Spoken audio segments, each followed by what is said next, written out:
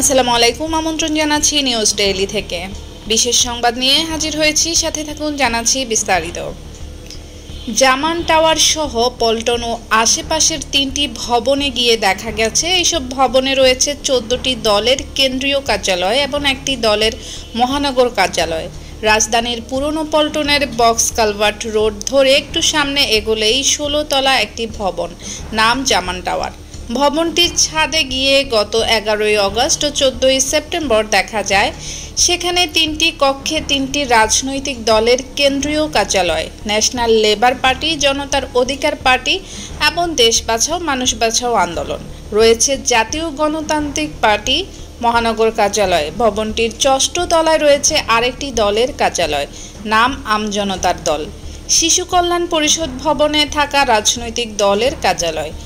জামান টাওয়ারের 14টি দলের কেন্দ্রীয় কার্যালয়, দেশ বাঁচাও মানুষ বাঁচাও আন্দোলন ও আমজনতার দল গঠিত হয়েছে 2024 সালের 5ই আগস্ট ছাত্র জনতার অভ্যুত্থানে আওয়ামী লীগ সরকারের পতনের পর।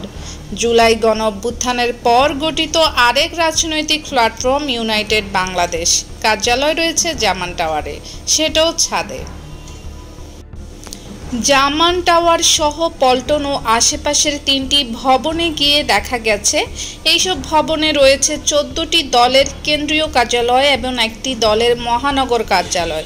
শুধু এই 14টি দল নয়, নির্বাচন কমিশনের তথ্য বিশ্লেষণে দেখা যায় দেশে নিবন্ধন কার্যকর থাকা 50টি রাজনৈতিক দলের মধ্যে 27টির কেন্দ্রীয় কার্যালয় রয়েছে পল্টন ও এর পার্শ্ববর্তী তোপখানা রোড, কাকরাইল, গুলিস্তান, বিজয়নগর, সেগুনবাগিচা ও মতিঝিলে। এইসব এলাকায় রয়েছে আরও 16টি দলের কার্যালয় যাদের নিবন্ধন নেই। সব মিলিয়ে পল্টন যেন রাজনৈতিক রাজধানী। আর এই রাজধানীর উপকণ্ঠ হলো তোপখানা রোড, কাকরাইল, গুলিস্তান, বিজয়নগর, সেগুনবাগিচা ও মতিঝিল। পল্টনের কাছেই জাতীয় প্রেস ক্লাবের বিপরীতে সরু গলির ভেতরে বাংলাদেশের শিশু কল্যাণ পরিষদ ভবন। তোপখানা রোডের এই 6 তলা ভবনে রয়েছে 7টি দলের কেন্দ্রীয় কার্যালয়। এই ছিল এখনকার মতো সংবাদ। পরবর্তী সংবাদ দেখার আমন্ত্রণ জানিয়ে বিদায় নিচ্ছি। আল্লাহ হাফেজ।